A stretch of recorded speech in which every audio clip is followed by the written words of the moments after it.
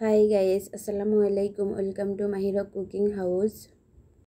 আজকে আমি এমন একটি নাস্তা রেসিপি শেয়ার করব, ছোট বড় সবাই অনেক পছন্দ করবে আর বিকালের জন্য খুবই হেলদি ও টেস্টি একটি স্ন্যাক রেসিপি। আশা করি সবার অনেক ভালো লাগবে। খুবই মজার একটি বিফ মিনি মোগলাই রেসিপি। আশা করি সবার অনেক ভালো লাগবে। সবাই ফুল ভিডিও দেখবেন। সো আর কথা না বাড়িয়ে চলুন মেন রেসিপি তৈরি করার জন্য সামান্য একটু পানি নিয়েছি, আর পানির মধ্যে 1 টিস্পুন ইস্ট আর সামান্য একটু বেকিং পাউডার, স্বাদ মতো লবণ আমি প্রথমে মিক্স করে নেব।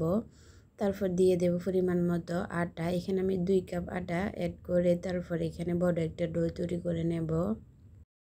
তারপর বড় ডোটিকে আমি ছোট ছোট এভাবে মিষ্টির মতো করে ছোট ছোট ডো তৈরি করে নেব, আর এগুলারে তেল মেখে রেস্টে রেখে দেব। এখানে আমি পেঁয়াজ কুচি, কাঁচামরিচ কুচি আর কিছু বিফ কুচি করে নিয়েছি। কড়াইতে আমি পরিমাণ মতো তেল দিয়ে সর্বপ্রথম আমি পেঁয়াজ এবং কাঁচামরিচগুলো একটু ফ্রাই করে নেব 2 মিনিটের মতো। স্বাদ মতো লবণ অ্যাড করে দিতেছি। তারপর এখানে 1 চিমটি হলুদ, 1 চিমটি লাল মরিচের গুঁড়ি, 1 চিমটি জিরা এবং ধনিয়া গুঁড়ো অ্যাড করব। 2-3 মিনিট একটু নেড়ে ছেড়ে ফ্রাই করে নেব। পেঁয়াজ রসুন যখন ফ্রাই হয়ে আসবে এ পর্যায়ে আমি দিয়ে দেব বিফগুলো আমি আগে থেকে রান্না করা বিফ কিছু উঠিয়ে রেখেছিলাম, সেগুলো আমি কুচি করে দিয়ে দিচ্ছি।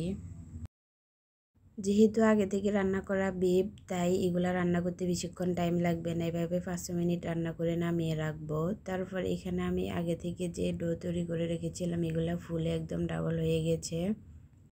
আর এগুলো একটা নিয়ে এইভাবে হাত দিয়ে চেপে চেপে আমি একটু রুটির মতো করে নিয়েছি। তারপরে এইভাবে 2 পাশটা এভাবে ভাঁজ দিয়ে 4 পাশটা এভাবে নিয়ে নেব। মোগলাই পরোটার মতো এভাবে আমি ভাঁজ দিয়ে নিয়েছি। তারপরে এগুলো গরম তেলে এইভাবে ভেজে নেব।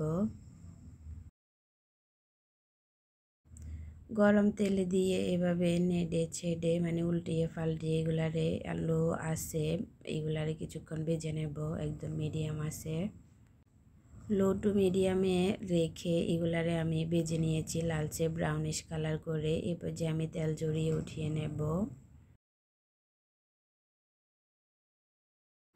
আর এইভাবে রেডি হয়ে গেল আমার খুবই দারুণ tasty mini Mughlai, beef mini Mughlai. এটি ছোট বড় সবাই অনেক পছন্দ করবে আর খুবই টেস্টি একটি স্ন্যাক রেসিপি। বিকালের জন্য খুবই পারফেক্ট একটি রেসিপি।